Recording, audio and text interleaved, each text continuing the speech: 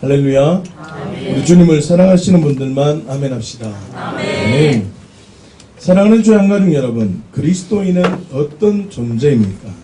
그리스도인은 내가 주인이 아니라 예수님을 주인으로 고백하는 사람, 그렇게 삶 속에서 예수님을 주인으로 고백하는 사람을 그리스도인이라고 얘기합니다. 다시 말하면 삶 속에 예수가 주가 되는 삶으로 살지 않는 자는 그리스도인이 될 수 없는 것입니다. 자, 그렇다면 예수가 삶 속에서 주가 되는 삶을 살아가기 위해서는 어떻게 해야 되겠습니까? 세 가지의 단계가 있다고 했습니다. 심판을 통해서 하나님의 사랑을 발견되어질 때 주대심의 삶을 살아간다는 것입니다. 다시 말하면 내 안에 심판이 선언되어지지 않으면 내가 존재적으로 죄인이고 나에게 생명이 필요한 존재임을 직면하지 않고 예수 그리스도가 생명을 가진 분이고 예수 그리스도가 아니면 나는 아무런 존재와 의미가 없음을 깨닫지 못한다면, 심판이 있지 않는다면 어떠한 종교적 행위를 할지라도 그 사람은 여전히 심판 가운데 있다는 것입니다. 다시 말하면 내게 먼저 심판이 임해진 다음에 하나님의 사랑을 발견하는 것입니다. 하나님의 사랑을 발견해서 하나님의 뜻과 하나님의 나라와 하나님의 그 자원들을 발견해서 그 자원의 힘으로 주대심의 삶을 살아가게 된다는 것입니다. 다시 말하면 심판을 통해서 하나님의 나라를 발견하지 못한다면 주대심의 삶을 살아가는 것이 아니라 하나님이 원하지 않는 거인들에 사로잡혀서 삶을 살아가게 된다는 것입니다. 다시 말하면 하나님이 원하지 않는 거인들에 사로잡히게 되면 심판에게만 머물게 되고 십자가에만 머물게 되고 그리스도인으로서 살아가는 권세와 그리스도인에게 부어지는 그 은혜를 단 한순간도 누리지 못한 채 살아간다는 것입니다. 오늘은 심판을 통해서 하나님의 사랑을 발견하지 못하면 하나님이 원하지 않는 거인, 제의자의 삶을 살지 못한다는 것을 함께 생각해 보겠습니다. 로마서 8장 11절 말씀을 보십시오. 시작. 예수를 죽은 자 가운데서 살리신 이 영이 너희 안에 거하시면, 그리스도 예수를 죽은 자 가운데서 살리신 이가 너희 안에 거하시는 그의 영으로 말미암아 너희 죽을 몸도 살리시리라. 아멘. 본문을 보시면요, 예수를 죽은 자 가운데서 살리시는 이의 영이 우리 안에 거하시면, 그리스도 예수를 죽은 자 가운데서 살리신 이가 어떻게 하신다고요? 우리의 죽을 몸도 어떻게 하신다고요? 살리신다고 선언하고 있습니다. 사랑하는 주 양가족 여러분, 말 못하는 우상에게 끌려다니면서 내가 주인으로 살아가는 자가 아니라 무덤 속에 있던 예수님을 살리신 이가 내 안에 거하면 독특한 특징이 나타나는데, 그것을 바로 12절과 13절에서 선언하고 있습니다. 자, 첫 번째로 누구의 인도함을 받느냐로 결정되어집니다. 12절을 한번 볼까요? 시작. 그러므로 형제들아, 우리가 빚진 자로 돼 육신에게 져서 육신대로 살 것이 아니니라. 아멘. 여러분, 육신대로 져서 육신대로 살 것이 아니라고 선언하고 있습니다. 육신에게 져서 육신대로 살아가는 사람이 있고 육신대로 살지 않는 사람이 있다는 것입니다. 다시 말하면 육신에게 져서 육신대로 살아가는 사람은 말 못하는 우상이 끄는 그대로 살아가는 존재입니다. 다시 말하면 육신이 내 인생의 주인이 되어버렸다는 뜻입니다. 사랑하는 장가족 여러분, 그리스도인은 육신에게 져서 육신의 인도함을 받는 것이 아니라 성령님, 하나님의 말씀으로 인도함을 받는 사람인 것입니다. 사랑하는 장가족 여러분, 기억하십시오. 내가 육신대로 살았다는 심판이 먼저 경험되어져야 됩니다. 이해하시겠습니까?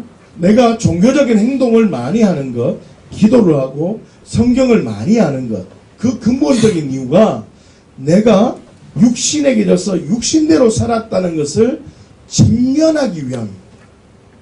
하나님의 말씀을 보면 볼수록 나는 이것 하나도 지킬 수 없는 연약한 자구나. 내 육신에 내 존재에게 심판이 임해져야 됩니다.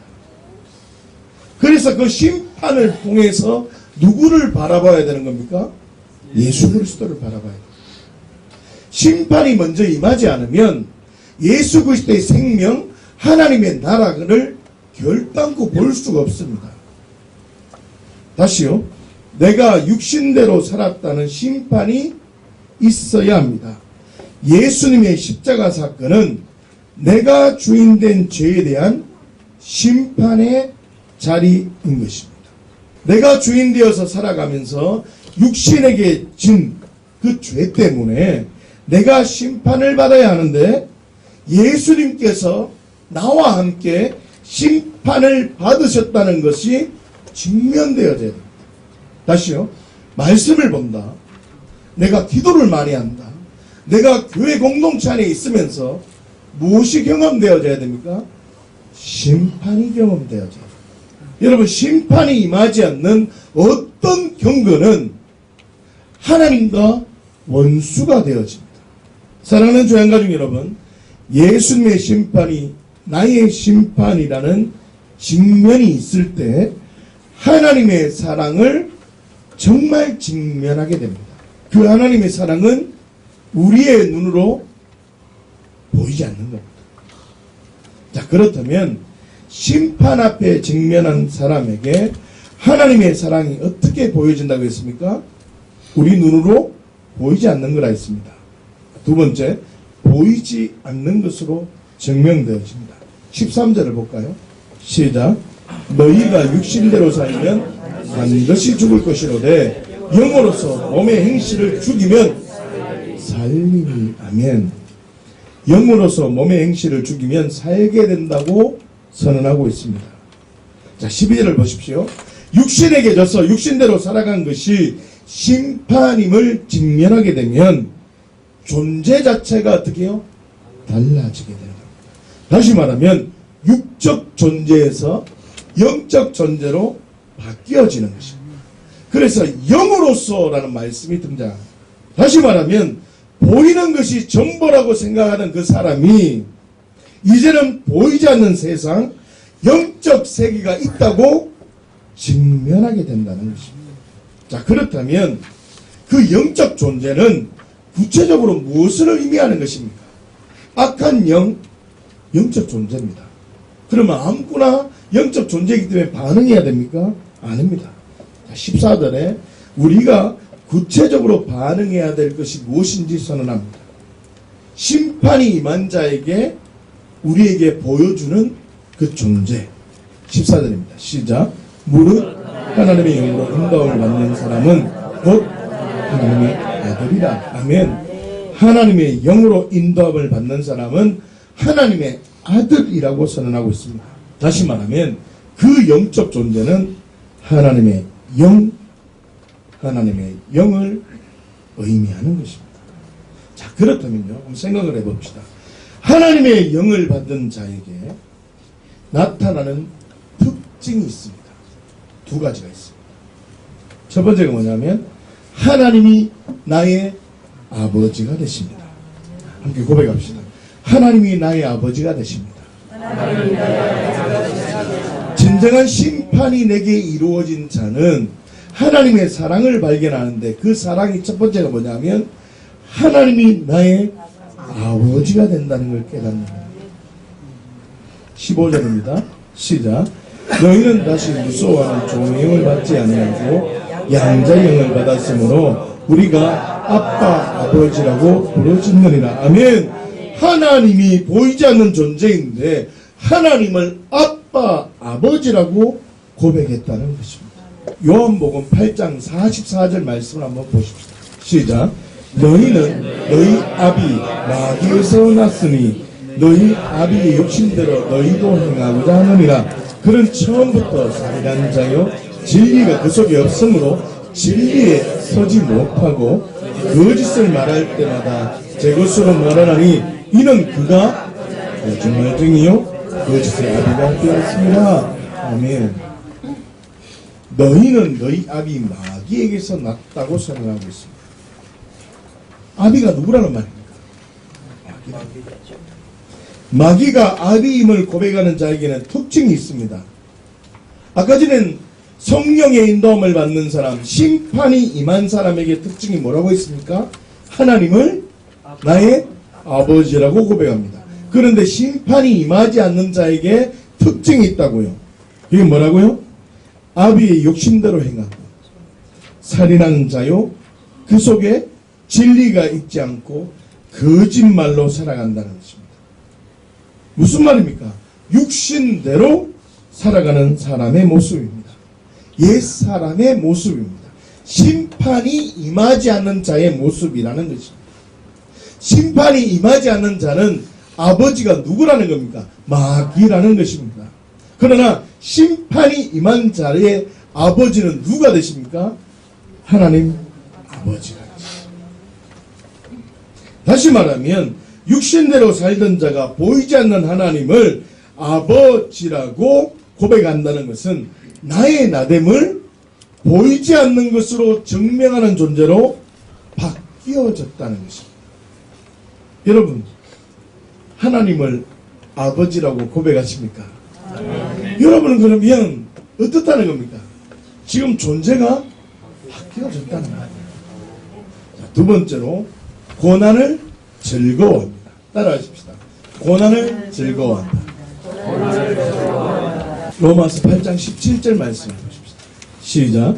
자녀이면 또한 상속자 곧 하나님의 상속자라. 그리스도와 함께한 상속자니 우리가 그와 함께 영광을 받기 위하여 고난도 함께 받아야 할 것임이라. 아멘. 하나님의 상속자, 예수님의 제자, 하나님의 자녀라면 영광을 받기 위해서 고난도 함께 받아야 한다고 선언하고 있습니다. 자, 그러면 우리가 그 고난의 종류가 있다는 걸 알아야 됩니다. 베드로전서 4장 15절에서 16절 말씀을 한번 보십시다. 시작. 너희 중에 누구든지 살인이나 도둑질이나 악행이나 남의 일을 간섭하는 자로 고난을 받지 말려니와 만일 그리스도인으로 고난을 받으면 부끄러워하지 말고 도리어 그의 이름으로 하나님께 영광을 돌리라. 아멘. 자, 보십시오. 고난에는 두 종류가 있음을 선언하고 있습니다. 여러분, 보이지 않는 하나님의 나라를 바라보는 존재가 된 자는 첫 번째로 하나님을 아버지라고 고백한다 했습니다. 두 번째는 뭐라고요? 고난을 즐거워합니다. 그 고난은 어떤 상황 속에도 하나님은 언제나 옳습니다 라고 고백되어진다는 것. 다시요. 진정한 하나님의 심판이 내게 이루어지면 존재가 달라진다는 말입니다. 존재가 달라지면 내가 하나님을 아버지라고 고백하는 존재가 되어지고, 그러므로 삶 속에서 하나님이 내 아버지가 되기 때문에 하나님은 어떤 상황이든지 옳습니다 라고 되어져서 어떤 상황이든지 때로는 고난 가운데라 할지라도 즐거워한다는 뜻입니다. 그런데 그 고난에는 두 종류가 있다는 겁니다. 15절과 16절을 잘 한번 보십시오. 살인이나 도둑질이나 악행이나 남의 일을 간섭한 자로 고난을 받는 사람이 있다라고 말합니다. 그런데 그리스도인으로, 예수님의 제자로, 하나님의 자녀로 고난받는 자가 또한 있다라고 말합니다. 무슨 말입니까? 살인, 도둑질, 악행, 남의 일을 간섭하는 자는 누굽니까? 옛사람입니다. 누굽니까? 마귀를 아비로 부는 자입니다. 심판을 받아야 될 사람입니다.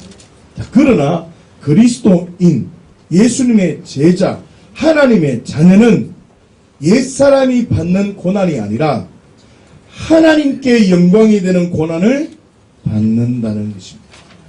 고난의 종류가 완전히 다르다는 것입니다. 다시 말하면 나의 나됨을 외적인 것으로 증명하지 않기 때문에 살인할 이유가 없습니다. 나의 나됨을 외적인 것으로 증명하지 않기 때문에 좀 부족해도 됩니다. 그렇기 때문에 남의 물건에 마음을 두지 않는 겁니다. 악행을 행할 수도 없고 나는 나의 나됨을 예수 그리스도로 증명하기 때문에 남의 일을 간섭할까요? 안 할까요? 그냥 안 합니다. 사랑하는 조양가족 여러분, 저와 여러분들은 어떤 고난을 받고 있습니까?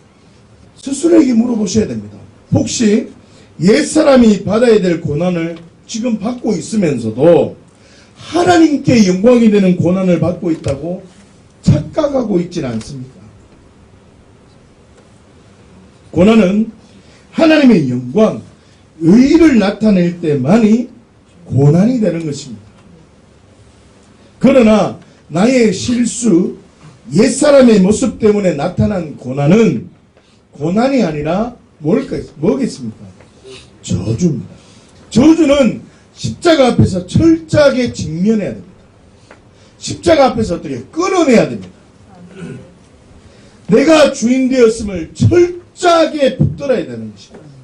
하나님 이걸 잘못했습니다. 하나님 내가 살인했습니다. 하나님 내가 미워했습니다. 하나님 내가 도둑질했습니다. 하나님 내가 악행했습니다. 하나님 내가 남의 일을 간섭했습니다. 이렇게 말하는 정도의 수준이 아니라 내가 주인 되었습니다. 내가 내 마음대로 살았습니다. 라고 하는 정확한 십자가의 직면이 있어야 한다는 거죠. 그럴 때 어떤 일이 일어난 줄 아십니까? 다윗처럼 인구조사를 함으로 저주를 받게 됐습니다. 3일 동안 전염병이 돌게 되었습니다. 우리는 다 알고 있습니다.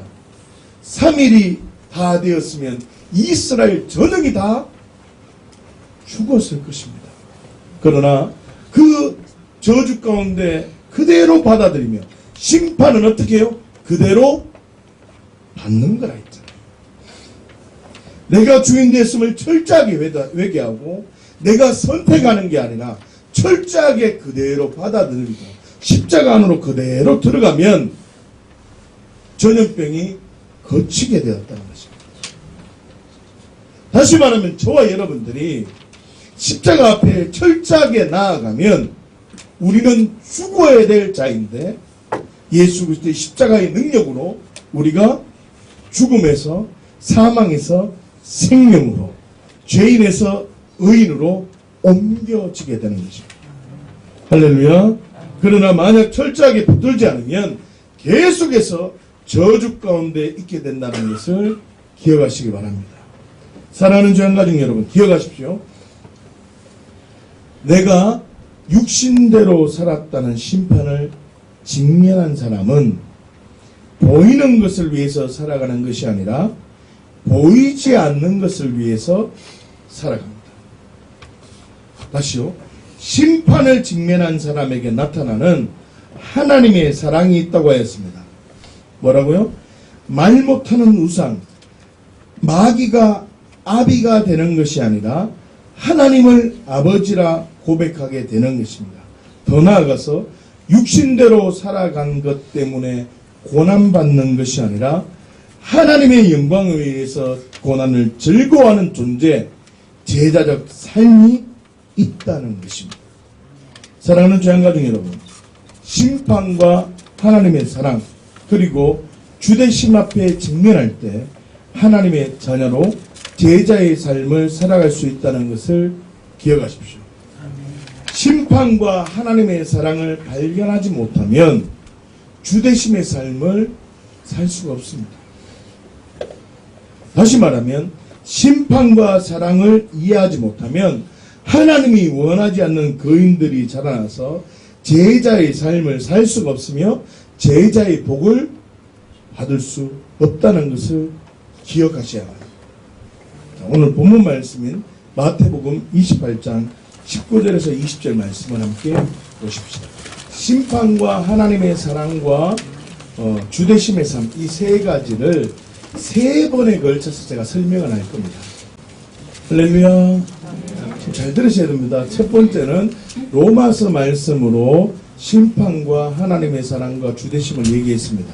그리고 오늘 본문 말씀으로 심판과 하나님의 사랑과 주되심을 제가 얘기하고, 마지막 누가복음 9장으로 심판과 하나님의 사랑과 주되심을 얘기할 겁니다. 다시 말하면 모든 사람이 심판을 직면하지 못합니다. 잘 들어보십시오. 많은 사람이 심판을 직면하지도 않았는데도 하나님의 사랑을 덧입어서 살아가는 사람이 많습니다. 이런 사람이 누구냐면 존재가 바뀌어지지 않은 채 외적 경건주의로 살아가는 사람. 그런데 이런 사람이 복음이 딱 들어왔습니다. 야, 내 존재 자체가 바뀌어져야 되는구나 라는 걸 알고 존재가 바뀌어진 다음에 정말 십자가의 그 사랑과 하나님의 사랑을 딱 직면했습니다. 자, 그런데 살 힘이 없는 겁니다. 하나님의 말씀을 살아갈 힘이 없는 겁니다. 그 이유는 뭐냐면 하나님의 사랑을 정확하게 직면하지 못했다는 겁니다. 다시요. 대부분의 그리스도인들이 여기 앞에 직면해 있습니다. 어려움 속에 있다. 왜 많은 사람들이 예수 그리스도의 주되심 앞에 살아가지 못하고 하나님의 그 영광을 누리지 못하냐면 하나님의 사랑을 정확하게 알지 못하기 때문에. 자, 그 하나님의 사랑이 뭐냐면 오늘 본문에 의하면 가르치고 지키는 삶을 살지 못했다는 겁니다. 자, 오늘 본문 말씀 함께 보십시다. 시작. 그러므로 너희는 가서 모든 민족을 제자로 삼아 아버지와 아들과 성령의 이름으로 세례를 베풀고 내가 너희에게 분부한 모든 것을 가르쳐 지키게 하라. 볼지어다 내가 세상 끝날까지 너희와 항상 함께 있으리라 하시니라. 아멘. 자, 오늘 본문 말씀은 예수님께서 승천하시기 전에 마지막으로 부탁하신 말씀입니다. 자, 그런데 우리가 주목해야 되는 것이 있습니다. 누구에게 이 말씀을 하셨는가? 이 말입니다. 마태복음 28장 16절 말씀을 보면 알 수 있습니다. 시작. 11 제자가 갈릴리에 가서 예수께서 지시한 산에 이르러. 아멘. 누가 나옵니까? 11 제자입니다. 다시요. 무리들에게 부탁한 말씀이 아니라 제자들에게 부탁을 했습니다. 이 사람들은요, 예수님의 십자가와 부활 앞에 직면한 사람들입니다. 아, 예수님이 죽음으로 끝난 게 아니라 예수님 부활하셨구나. 예수님 부활하셨네요. 이야, 하나님의 나라가 있네요. 하나님이 정말 나의 아버지가 되십니다. 라는 정확한 직면, 다시요, 심판이 임한 사람들입니다. 심판이 임한 사람이다. 뭐가 임한 사람이라고요? 심판이 임한 사람입니다. 그 심판이 임한 사람에게 지금 19절과 20절 말씀을 하고 있다는 것입니다. 자, 그러면 18절을 보시면 제자들에게 하늘과 땅의 모든 권세를 주셨다라고 선언하고 있습니다. 그렇습니까? 제자들에게 지금 뭘 주셨다고요? 하늘과 땅의 모든 권세를 주셨다라고 하십니다.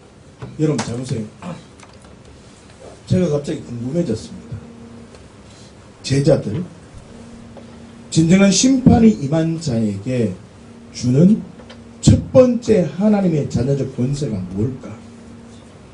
야, 이게 갑자기 궁금해졌습니다.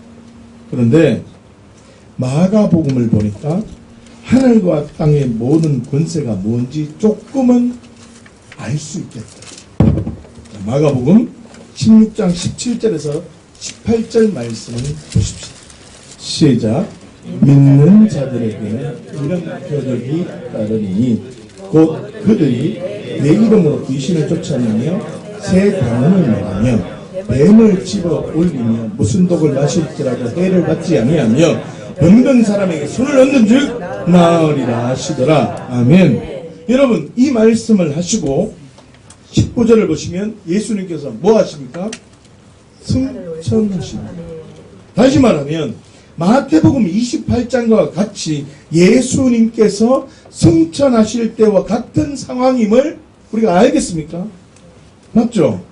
자, 그리고 믿는 자는 14절을 보시면 무리가 아니라 제자라는 것을 쉽게 알 수 있습니다. 믿는 자가 누구라고요? 제자들. 여러분, 이 제자는 누구겠습니까?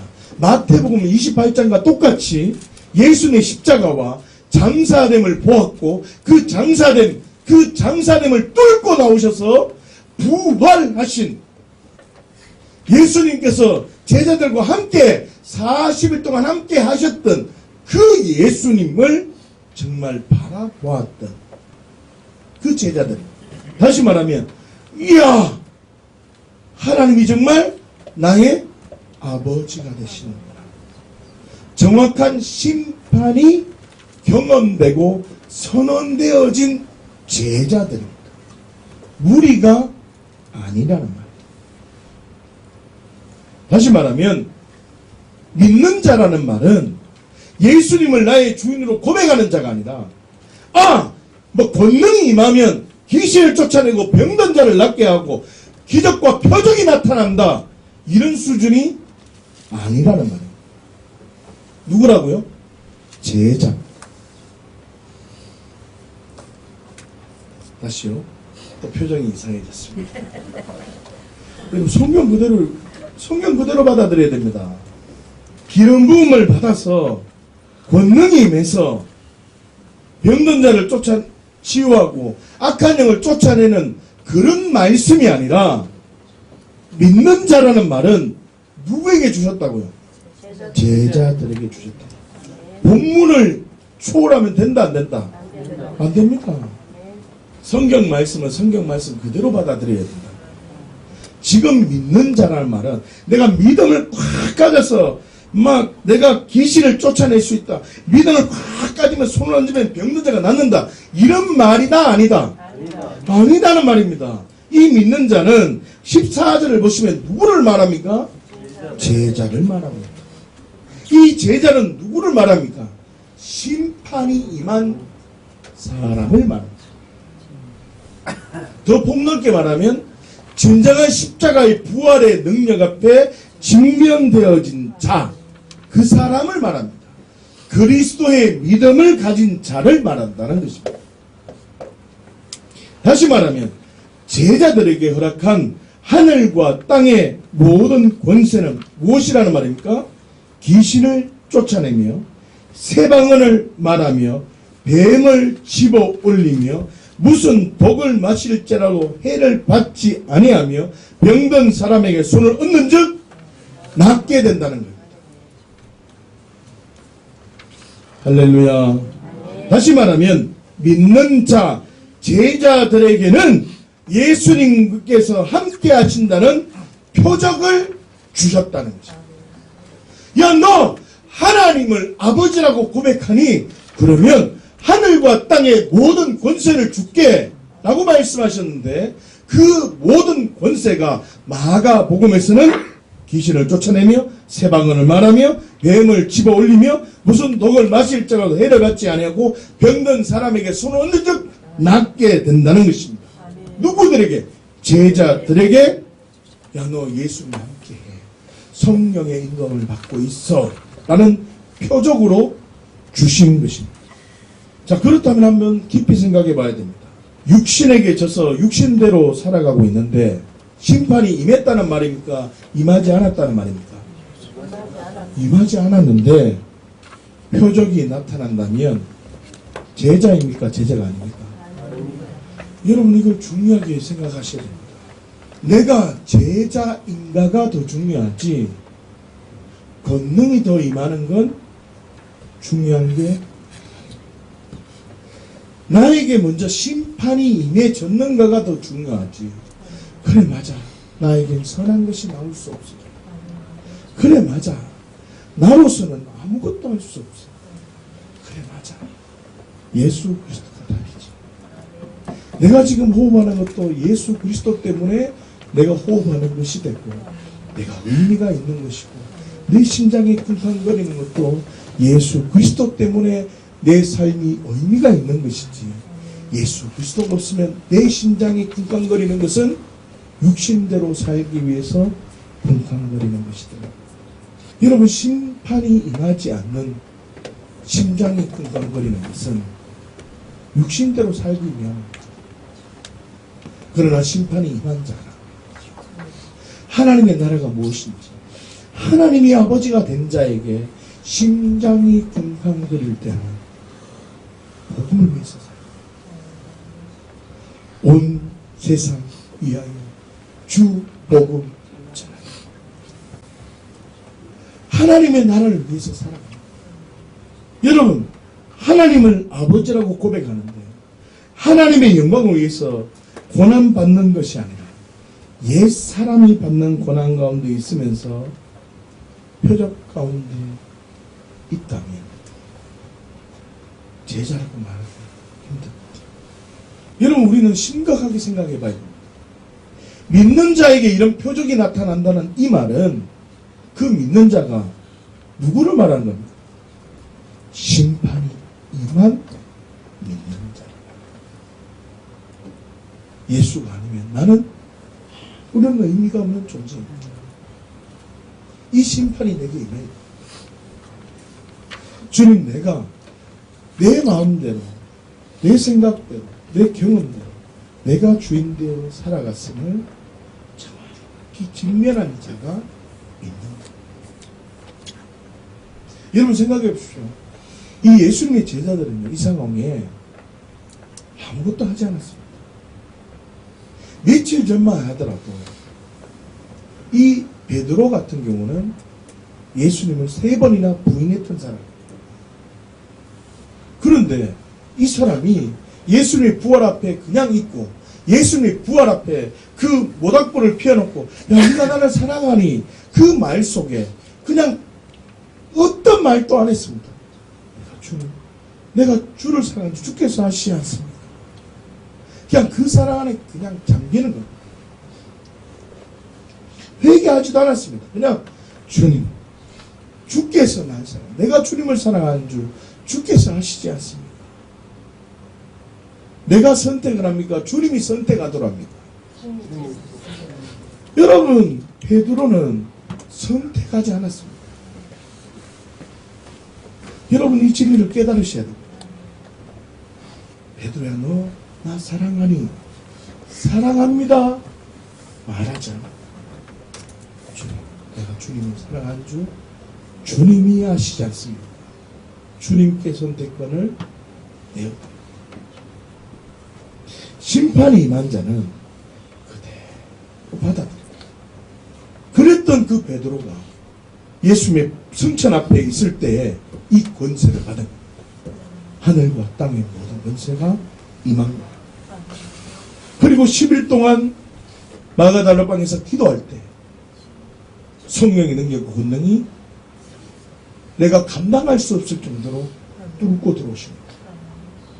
그 베드로가 나가서 그렇게 유창한 말을 선포하는 것. 유대인이었기 때문에 가능한 것입니다. 하나님의 말씀에 능통했기 때문에 가능한 거죠. 그래서 말씀을 그렇게 전파한 겁니다. 그런데 그렇게 전파할 수 있었던 이유는 그 중심에 믿는 자라는, 믿는 자에게 주시는 그 표적이 임했기 때문에. 뭐라고요? 심판이 먼저 임했기 때문에. 여러분, 표적을, 하나님의 능력, 내 안에 자유케 되는 그 은혜가 임하기를 원한다면 나에게 무엇이 먼저 임해야 된다는 말입니까? 심판이 임해야 됩니다. 진리를 알지니 진리가 너희를 자유케 하는 겁니다. 사역이 나를 자유케 하는 것이 아닙니다. 먼저 나에게 심판이 와야 됩니다. 내 머릿속에 잘못된 가치관, 내가 주인 되어서 알고 있는 그 가치관이 예수 그리스도의 십자가 부활 앞에 허물어져야 됩니다. 완벽하게 허물어지고 내가 임의로 선 내 성전을 허물어뜨려야 됩니다. 그대로 심판을 받아들일 때 하나님의 성전이 세워지는 겁니다. 할렐루야. 사랑하는 주양 가족 여러분, 제자의 믿음은 무엇입니까? 심판을 통해서 하나님의 사랑을 발견함으로, 그렇기 때문에 언제나 어디서나 하나님은 언제나 옳습니다. 그렇습니다. 하나님은 언제나 옳습니다. 이렇게 선언하면서 주대심의 삶을 살아가는 삶입니다. 이런 믿음을 얘기합니다. 자, 정리 한번 해볼까요? 그렇다면 제자가 되는 심판은 무엇입니까? 내가 주인 되어 살아가는 자, 육신에게 져서 육신대로 살아가는 자에게는 사망이라는 심판이 있다는 것을 깨달은 것입니다. 베드로가 며칠 전만 하더라도 예수님을 모른다라고 부인했던 사람. 그 베드로가 모닥불 속에 갈릴리 호숫가에 모닥불을 피워놓고 예수님께서 물으십니다. 선택권을 주라. 야, 너 사랑하라. 그럴 때 내가 선택을 하는 것이 아니라 그 모든 것을 내어드리고 주님 앞에 그냥 남기는 거예요. 여러분, 이 진리를 빨리 깨달으세요. 내가 주인 되어서 살아간 자, 육신에게 져서 육신대로 살아간 자에게는 사망이라는 심판이 있다는 것을 어떻게 해요? 깨닫는 것입니다. 자, 그래서 십자가를 바라보면서 예수님의 죽음을 그대로 받아들입니다. 예수님의 죽음을 어떻게 해요? 그대로 받아들입니다. 예수님께서 내가 되어 심판을 받으셨다는 것을 믿음으로 그냥 취하는 겁니다. 이때는 내가 무엇을 해서 옛사람이 죽는 것이 아닙니다. 내 열심으로 내가 어떻게 방언을 해서 예수님이 십자가에 죽으신 게 아닙니다. 예수님이 먼저 십자가에 죽으셨다. 그러니까 어떻게 그대로 받아 누리면 된다. 그냥 십자가의 사건, 하나님이 심판한 자리 그대로 받아 누리는 겁니다. 아, 맞아. 내가 주인 되어서 예수님이 내가 주인 된 죄 때문에 옛사람과 같이 죽으셨네. 그대로 그냥 믿음으로 취하는 겁니다. 다시 말하면 내가 주인 되어서 육신에게 져서 육신대로 살아감으로 말 못하는 우상에게 끌려다녔다는 자신에게 심판이 먼저 선언되어져야 됩니다. 자, 그렇다면 제자에게 임한 하나님의 사랑은 뭡니까? 십자가의 사건을 단순한 죄의 수준이 아니라 내가 심판받은 자리, 예수님을 통해서 나에게 심판이 임한 자리임을 직면을 하면 예수님의 부활이 누구 부활이 됩니까? 내 부활이 되잖아. 나의 부활이 되어서 하나님을 아버지라고 고백을 하게 됐고 하나님의 영광을 위해서 고난을 즐거워하는 믿음이 생기게 됩니다. 그 과정 속에 하나님의 사랑을 그냥 받아 누리는 겁니다. 다시 한번 들으십시오. 베드로가 며칠 전만 하더라도 예수님을 부인했다. 나는 관계없는 사람입니다 라고 말하던 사람. 그런데 예수님께서 부활하셔서 베드로에게 찾아왔습니다. 그 갈릴리 호숫가에서 모닥불을 피워놓고 야, 너 나 사랑하니? 하나님의 사랑을 덧입히기죠. 그럴 때 이 베드로가 선택을 했습니까? 선택을 하지 않았습니까? 그대로 받아 누리는 거예요. 어떻게 해요? 주님, 내가 주님을 사랑합니다. 주님이 하셨습니다. 그냥 주님께 맡깁니다. 나의 전부를 주님께 맡긴다. 잘 들으셔야 돼요. 이때 제자는 이 제자가 되는 심판과 완전히 다른 모습입니다. 다시 말하면 하나님의 약속의 말씀을 내 마음과 내 뜻과 정성을 다해서 그대로 받아들이고 내가 선택하지 않고 주님께 그대로 맡겨버리는 겁니다. 내 의지를 전부 다 동원해서 주님께 맡기는 작업이 있어야 합니다. 지금 제 말 이해하십니까? 지금 하나님의 사랑이 필요하다고. 저와 여러분들에게 하나님의 사랑이 다시 한번 점검되어져야 됩니다. 여러분, 많은 사람들은, 특별히 우리 주양교회 공동체는 심판에 대한 말씀을 많이 들어서 심판이 임한 사람들입니다. 할렐루야. 정말 내가 주인으로 살지 않으리라. 심판이 임한 겁니다. 내가 주인 되어서 예수님이 십자가에 죽으셨다는 심판이 내게 임한 사람이라. 할렐루야. 다시 말하면 예수님의 제자라. 그런데 심판이 내 삶의 주가 되는 삶으로 나아가기 위해서는 뭐가 있어야 된다고? 하나님의 사랑이 있어야 된다.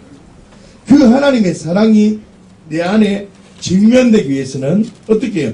하나님의 약속의 말씀을 내 마음과 내 뜻과 정성을 다해서 내가 선택하는 것이 아니라 베드로의 고백처럼 내가 주님을 살아가는 줄 주님이 아십니다 라고 내 모든 것을 주님께 맡게 그대로 맡겨드려요. 할렐루야. 맡기는 이 작업이 뭐냐면 가르치고 지켜야 된다는 겁니다. 그래서 신명기 말씀은 이걸 위해서 부지런히 가르치라고 말합니다. 자, 그러면 예수님이 제자에게 주되신 무엇인지 봐야 됩니다. 예수 그리스도께서 항상 함께 하심으로 하나님이 언제나 오름을 나타내는 삶으로 살아간다는 것입니다. 제자들은 어떤 상황이든 하나님은 언제나 옳습니다 라는 믿음으로 살아갔다는 것입니다. 다시 말하면 귀신들이 네 앞을 막을 수 없다. 악한 영이 너의 앞을 막지 못할 거야. 만약 있으면 쫓아내면 돼. 왜 그러냐면 하늘과 땅의 모든 권세가 그럼 잘 들어보십시오. 악한 영을 쫓아내는 게 중심입니까? 하나님의 나라가 중심입니까? 하나님의 나라를 위해서 살아가다 보니까 악한 영이 있는 겁니다. 나를 방해하는 어둠의 권세가 있는 겁니다. 그때 어떻게 해요? 쫓아내면 된다. 왜 그러냐고. 내 안에 권세가 있겠어. 하늘과 땅의 모든 권세가 내게 부어졌습니다. 따라합시다. 하늘과 땅의 모든 권세가 내게 부어졌으면 감사합니다. 하늘과 땅의 모든 권세가 내게 부어졌으면 감사합니다. 할렐루야. 여러분, 이 믿음이 있을 때 어떤 상황이든지 하나님은 언제나 옳습니다. 그렇게 살 수 있는 겁니다. 여러분 생각해 보십시오. 삶을 살아가다 누가 말합니다. 야, 너 뱀을 집어봐. 야, 너 이거 먹어봐. 그러면 내가 예수님이 주가 되시고 예수 그리스도 하나님이 되시고 하나님의 아들임을 믿을 거예요. 아니, 내가 왕이니까 이 나라 전역이 믿을 수 있게 할게. 그렇다면 하나님의 뜻이 있으면 독과 질병도 나를 해칠 수 없는 거예요. 믿음을 굳건하게 가져서 독을 마시면 내가 산다 이 말이 아닙니다. 독 모셔봐요. 죽는다니까. 여러분 100년 뒤에 여기 있을 사람 없습니다. 다 죽습니다. 옆에 사람하고 인사할까요? 100년 뒤에는 다 죽으니까 예수님 제대로 믿읍시다.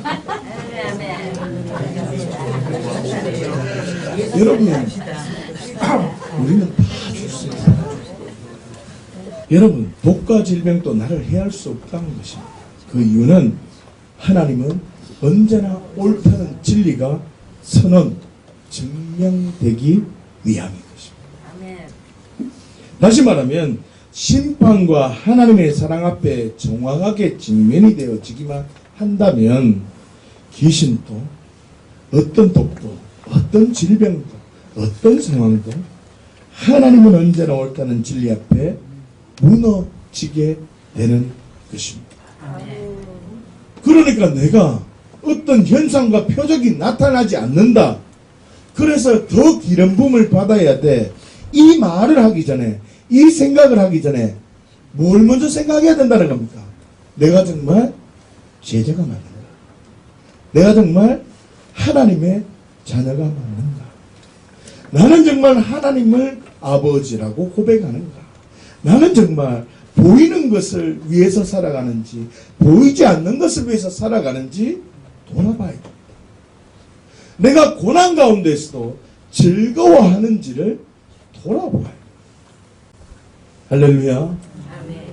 사랑하는 주양가족 여러분, 심판과 하나님의 사랑 그리고 주대심이라는 진리를 붙든 제자들에게 무엇을 부탁하셨는가를 우리가 깊이 생각해야 됩니다. 다시 본문으로 한번 돌아가 봅시다. 시작. 그러므로 너희는 가서 모든 민족을 제자로 삼아 아버지와 아들과 성령의 이름으로 세례를 베풀고 내가 너희에게 분부한 모든 것을 가르쳐 지키게 하라. 볼지어다 내가 세상 끝날까지 너희와 항상 함께 있으리라 하시니라. 아멘. 여러분 19절에서 20절까지는 세 가지의 동사가 등장합니다. 제자를 삼고 세례를 베풀고 가르쳐 지키게 하라는 것입니다. 그런데 원문을 보시면 이 19절과 20절 긴 문장이지만 하나의 동사가 있다는 것입니다. 다시 말하면 제자를 삼고 라는 말씀은 과거 능동태로 되어져 있습니다. 그러나 세례를 베풀고 가르쳐 지키게 하라 라는 이 두 개는 현재 능동태로 기록되어져 있다는 말입니다. 무슨 뜻이냐면 19절과 20절의 동사는 제자를 삼으라는 동사 하나로 되어져 있는 문장이라는 말입니다. 결론적으로 예수님께서 제자들에게 중점적으로 부탁하는 것은 바로 뭐라는 말입니까? 제자를 삼으라는 말입니다. 모든 사람에게 심판을 선언하라는 말입니다. 뭐라고요? 모든 사람에게 너는 예수가 필요한 존재야. 너는 생명이 필요한 존재야. 너는 말 못하는 우상에 끌려다니는 마귀가 너의 아비인 너는 그런 존재야. 본질상 진노의 자녀야. 너는 빨리 하나님을 아버지라 고백하는 그런 자녀로 하늘의 존재로 바뀌어져야 돼 라고 말하는 것이 중요하다는 말입니다. 또 다른 제자를 세우기 위해서 부탁한 것이 있습니다. 이게 중요한 것입니다. 심판이 있으면 뭐가 있다고요? 하나님의 사랑이 있다. 그 하나님의 사랑이 뭐냐면 교회는 세례를 베풀어야 됩니다. 그리고 모든 제자 그리스도인에게 주신 직임이 있는데 가르치고 지키게 하라는 것입니다. 사랑하는 주양가족 여러분, 예수가 주가 되는 삶이 되기 위해서는 세 가지의 단계가 있다고 했습니다. 심판을 통해서 하나님의 사랑을 발견하면 주대심의 삶을 살게 된다고 했습니다. 심판은 존재가 바뀌어지는 것을 의미하는 것입니다. 하나님의 사랑은 그 존재가 될 수 있는 힘을 의미합니다. 그리고 주대심의 삶은 함께 한다는 것을 의미합니다. 함께 고백해 보십시다. 시작. 심판은 존재가 바뀌어지는 것을 의미하는 것입니다. 하나님의 사랑은 그 존재가 될 수 있는 힘을 의미합니다. 주대심의 삶은 함께 한다는 것을 의미하는 것입니다. 할렐루야. 자, 그렇다면 제자 삼으라는 것은 심판을 의미하는 것이다 라고 했습니다. 뭐라고요? 존재가 바뀌어지는 것입니다. 옛사람에서 그리스도인으로, 그리스도인에서 어떻게 해요? 예수님의 제자로 계속 존재가 바뀌어지는 것을 의미합니다. 그렇다면 가르치고 지키게 하라는 것은 하나님의 사랑을 의미한다 했습니다. 존재로 살아갈 수 있는 힘을 의미한다고 했습니다. 하나님의 사랑을 알기 위해서는 뭐 해야 된다고요? 가르치고 지키는 삶을 살아야 한다는 것입니다. 여러분, 우리가 하나님의 사랑을 알기 위해서는 가르치고 지켜야 됩니다. 배워야 됩니다. 계속 말씀을 묵상해야 됩니다. 존재가 달라진 자가 말씀을 볼 때 하나님의 나라의 크기가 점점 달라지고 그 하나님의 크기가 내 안에 들어와서 내 삶을 바꾸기 시작합니다. 자, 그렇다면 함께 한다는 것은 주대심을 의미한다 했습니다. 맞습니까? 제자의 열매를 의미합니다. 제자의 삶을 살아갈 때 하나님의 사랑이 이루어지는 삶을 살아갈 때 하나님이 언제나 함께하는 복, 형통의 복을 누린다는 것입니다. 사랑하는 주한가족 여러분, 그런데 문제는 많은 사람들이 형통의 복을 누리기를 사모하지만 제자가 되려고 하지 않는다는 것입니다. 제자된 자는 제자를 세우려고 가르치거나 지키려 하지 않는다는 것입니다. 사랑하는 주한가족 여러분, 저와 여러분들은 예수님의 제자가 된 줄 믿습니다. 다시 말하면 심판은 우리 모두에게 임했다는 것입니다. 그러나 하나님의 사랑 앞에 주저한다는 것이 문제입니다. 그래서 예수가 주가 되는 삶을 살지 못합니다. 다시 말하면 가르치며 지키려 하지 않는다는 것입니다. 따라합시다. 가르치든지 아니면 배우든지 하겠습니다. 다시요. 가르치든지 배우든지 하겠습니다. 다시 결단하는 마음으로 가르치든지 배우든지 하겠습니다. 여러분들은 어떤 것을 선택하겠습니까? 송구 영신 예배 안 드렸습니까? 제가 뭐라 그랬습니까? 둘 다 했으면 좋겠다 했잖아요. 여러분 두 가지 다 해야 됩니다. 가르치고 배우고 두 가지 다 해야 됩니다. 여러분 심판은 임했지만 가르침과 지킴, 가르침과 배움 앞에 있지 않은 사람은 어떻게 될까요? 주대심의 삶을 살지 못합니다. 심판이 임해서 존재가 달라졌지만 존재가 달라진 그 상황, 십자가 앞에만 머물고 부활의 삶으로 정인의 삶으로 살지 못합니다. 왜? 가르침을 받지 못해요. 심판과 하나님의 사랑과 주대심 이제 머리에 들어옵니까? 이 진리가 왔다면 여러분들이 계속 말씀을 볼 때 그 말씀으로 계속 봐야 돼요. 그러면 내가 말씀을 보면서 어떻게 해요? 내 스스로 성령님에게 성령께서 나에게 뭐라고요? 계속 가르쳐 주십니다. 존재가 달라진 상태에서 말씀을 계속 보면 어떻게 해요? 하나님의 사랑이 뭔지 스스로 가르치는 겁니다. 그래서 하나님의 사랑 앞에 내가 내어드려져서 주대심으로 살 수 있는 힘이 자꾸 생겨요. 누가복음 9장 62절 말씀으로 정리를 한번 봅시다. 시작. 예수께서 이르시되 손에 쟁기를 잡고 뒤를 돌아보는 자는 하나님의 나라에 합당하지 아니하리라 하시니라. 아멘. 그럼 뭐라고 얘기합니까? 쟁기를 잡고 뒤를 돌아보는 자는 하나님의 나라에 합당하지 않는다고 선언하고 있습니다. 사랑하는 주한가족 여러분, 쟁기를 잡고 뒤를 돌아보는 자는 누굽니까? 앞을 바라보는 것이 아니라 뒤를 바라보는 사람이라고 얘기하는데 하늘을 바라보는 자가 아니라 땅을 보는 사람, 하늘의 소망을 바라보는 자가 아니라 지나온 과거를 바라보는, 옛날에 매인 자라, 지나온 과거, 옛날의 삶을 돌아보는 자를 어떤 사람이라고 얘기하는지 미가서 7장 19절에 얘기합니다. 시작. 다시 우리를 불쌍히 여기셔서 우리의 죄악을 발로 밟으시고 우리의 모든 죄를 깊은 바다에 던져버렸다는, 옛날의 모든 삶, 옛 사람이 행하던 삶은 깊은 바다에 던져버렸다는 거예요. 옛날에 매어있지 말고 나에게 주신 삶을 위해서 사는 겁니다. 옛날 이래서 내가 힘들다, 이렇게 해서 내가 힘들다, 이런 사람이 쟁기를 잡고 뒤를 돌아보는 사람, 옛날에 내가 이렇게 많이 죄를 짓고 내가 이렇게 삶을 살았기 때문에 지금 내가 이런 상황이다, 맞는 논리죠. 그러나 심판이 정확하게 임한 사람은 모든 뭐라고요? 죄를 깊은 바다에 던져버렸다. 정확한 심판이 먼저 내게 임해야 됩니다. 그게 뭡니까? 내가 이제 이런 죄를 지었습니다. 내가 이렇게 행동했습니다. 내가 이런 삶을 살았습니다. 이렇게 말하는 수준이 아니라 내가 주인되어 이런 행동을 했습니다 라고 하는, 내가 주인된 죄 때문에 예수님께서 죽으셨다는 정확한 직면이 되지 않는다면 그 사람은 늘 전기를 잡고 뒤를 돌아볼 수밖에 없습니다.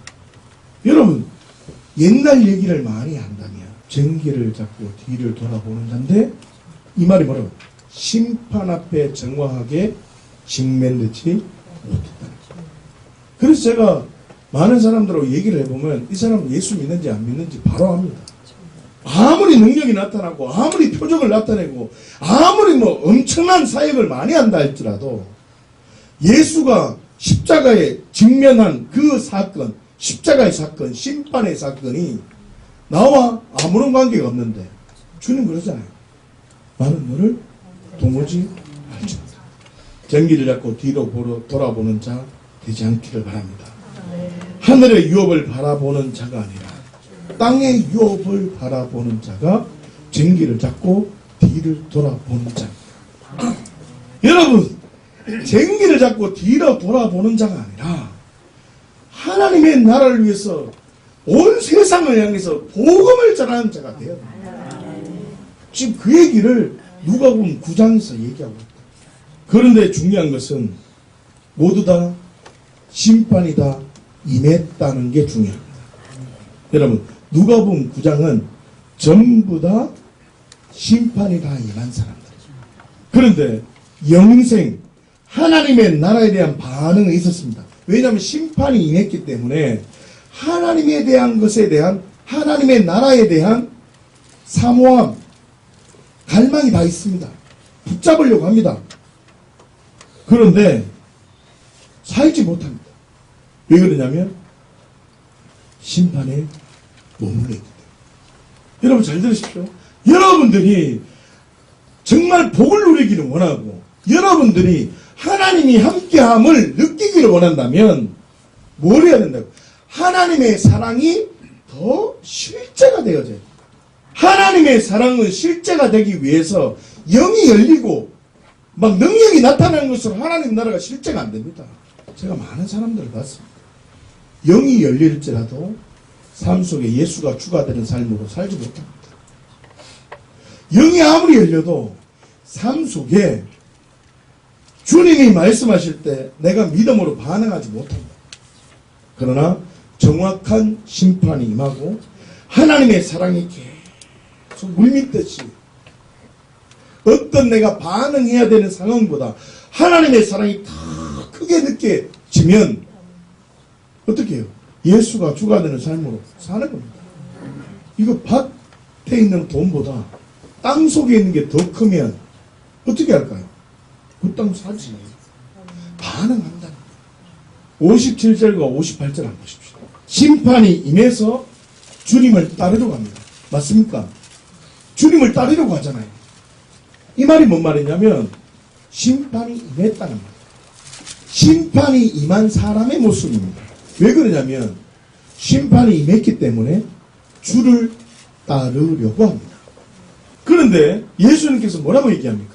야, 여도 굴이 있고 공중에 나는 새도 집이 있는데 나는 머리 둘 것도 없는데 니 따르란가 물어버립니다.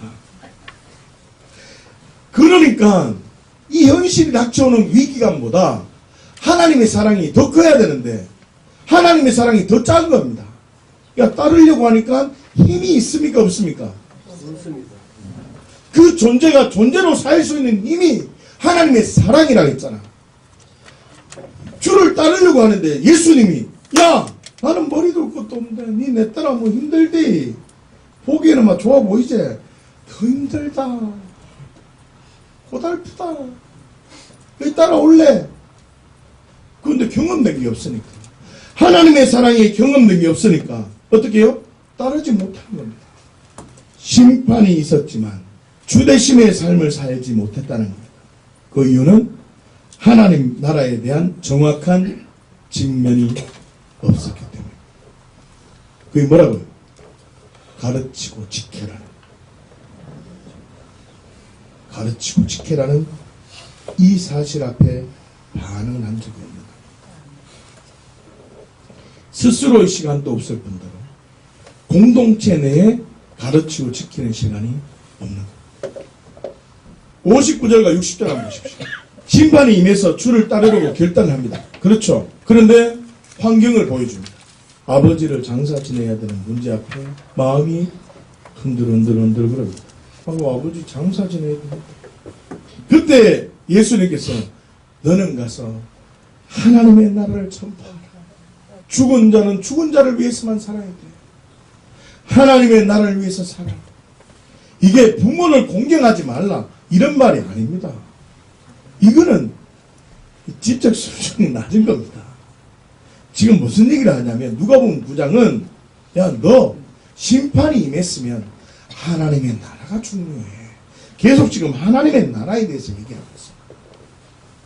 어떻게 야 정의를 잡고 뒤로 보는 자는 하나님의 나라가 어떻다고요? 야 임하지 않는다. 하나님의 나라에 합당하지 않아 라고 얘기하는 흐름 속에 있다니까. 여러분 그런데 이 사람이 심판은 측면에서 주를 따르려고 하지만 아버지의 장사 문제 앞에 마음이 흔들렸습니다. 따랐습니까? 따르지 못했습니까? 따르지 못했습니다. 심판이 있었지만 주대심의 삶을 살지 못했다는 말입니다. 뭐 때문일까요? 하나님의 나라에 대한 정확한 측면이 없었기 때문에. 그게 뭐라고요? 가르치든지 지키든지 하라. 59절과 60절 한번 보십시오. 이 사람 또한 심판이 임한 사람입니다. 심판이 임했기 때문에 존재가 달라진 자였기 때문에 주를 따르려고 했다는 겁니다. 여러분 생명 앞에 반응한 자만 생명을 알게 됩니다. 한번 보십시오. 여러분 기름 부음에 맛을 들인 사람은요 계속 기름 부음 받으러 다닙니다. 축사 앞에 맛을 들인 사람은 계속 축사 받으러 다닙니다. 어떤 것 앞에 반응한 사람은 계속 그 앞에 반응합니다. 다시 말하면 이 사람이 주를 따르기로 결정을 하고 주님 앞에 반응하려고 했다는 말은 심판이 임해서 옛날에는 심판 전에는 생명이나 하나님이나 하나님의 나라에 대해서 반응을 할 수 없었습니다. 그런데 본질상 진노의 자녀고 내 아비가 마귀였을 때에는 전혀 반응할 수 없는 자였는데 무식한 복음 전도자를 통해서 하나님의 나라에 대한 반응이 온 겁니다. 무식한 전도자를 통해서 말씀을 통해서 하나님의 나라가 있다는 것에 대해서 인지가 된 겁니다. 그래서 내가 어느 순간 예수가 주가 되는 삶으로 되어져서 심판이 임했습니다. 그 심판이 임한 자는 어떻게 될까요? 계속해서 생명으로 반응합니다. 생명. 근데 그 생명이 주대심 앞에 반응되어져야 되는데 많은 사람들이 주대심 앞에 반응하지 못하고 자꾸 주대심이 아니라 하나님이 원하지 않는 거인들에 사로잡혀서 살지 못합니다. 그 이유가 뭐라고요? 뭐라고요? 하나님의 사랑 정확히 직면하지 못합니다. 여러분 61절과 62절 말씀 보면 심판이 임해서 주를 따르려고 결단을 했습니다. 그런데 주를 따르지만 내 가족과 먼저 작별할 수 있게 해달라고 얘기합니다. 맞죠? 그럴 때 예수님께서 뭐라고요? 전기를 잡고 뒤를 돌아보면 안 된다 라고 선언하십니다. 그런데 따르지 못합니다. 심판이 있었지만 주대심의 삶 가운데 살지 못했다는 것입니다. 이유가 뭘까요? 하나님의 나라에 대한 하나님의 사랑에 대한 정확한 측면이 없었다. 하나님의 사랑, 하나님의 나라에 직면이 되기 위해서는 뭘 해야 된다고요? 뭘 해야 된다고요? 가르치든지 배우든지 둘 다 해야 된다. 다시 말하면 여러분들이 같이 자꾸 가르치고 선포하다 보면 어느 순간 내 속에 영적 근육이 진짜 생깁니다. 기도해서 생기는 근육보다 삶 속에서 살아갈 수 있는 그 힘이 막 생깁니다. 그 은혜가 있기를 예수님의 이름으로 축원합니다. 사랑하는 주양가족 여러분, 심판이 임한 사람에게는 두 가지 하나님의 사랑이 나타난다고 했습니다. 첫 번째 뭡니까? 하나님을 나의 아버지라고 고백한다고 했습니다. 두 번째는 뭐라고요? 고난을 즐거워합니다. 하나님이 내 아버지가 되니까 어떤 상황이든지 하나님이 옳습니다 하고 고백되어지는 겁니다. 옛사람이 받는 고난이 끊어지고 그리스도인으로 받는 하나님의 영광의 고난이 오니까 하나님은 언제나 옳습니다. 이렇게 고백되어지는 겁니다. 다시 말하면 57절부터 나타난 세 부류의 사람은 하나님이 아버지가 되었습니다. 심판이 임했습니다. 그러나 고난을 즐거워하지 못했습니다. 때로는 하나님이 아버지가 되지도 못한 자도 있습니다. 그러나 고난을 즐거워하지 못했다는 것. 다시요. 중요한 것은 고난을 즐거워하지 못했다는 건 똑같은 공동점. 삶 속에 예수가 주가 되는 삶을 살지 못했다는 것. 기억하십시오. 예수가 주가 되는 삶을 살기를 원한다면 하나님의 나라에 대한 정확한 직면, 하나님의 사랑, 하나님의 그 풍성함이 무엇인지 정확하게 직면되어져야 됩니다. 그 하나님의 사랑과 하나님의 나라는 가르치고 지킬 때 하나님의 나라에 대한, 하나님의 사랑에 대한 확신이 이루어지는 것입니다. 사랑하는 주양가족 여러분, 심판, 내가 주인으로 살았다는 직면 너무너무 중요합니다. 그러나 주대심의 삶을 살기 위해서는 뭐가 중요하다고? 하나님의 나라, 하나님의 사랑에 대한 정확한 직면이 있어야 됩니다. 하나님의 나라와 하나님의 사랑을 직면하기 위해서는 가르치고 지킬 때 직면이 되는 것입니다. 하나님의 나라가 어떤 것인지 가르치지 않으면, 지켜내지 않으면 하나님의 나라가 그냥 이론에 머물러 버린다는 것을 기억하십시오. 사랑하는 주양가족 여러분, 예수님께서 가르치고 지키라는 명령은 단순한 명령이 아닙니다. 심판에 머물지 말라는 외침입니다. 야, 너 심판에만 머물지 마. 너를 통해서 증인의 삶으로 살아. 형통한 길을 주기 위한 명령이고 선포입니다. 하나님의 나라에 대한 확신을 가지라는 선언입니다. 뭐라고요?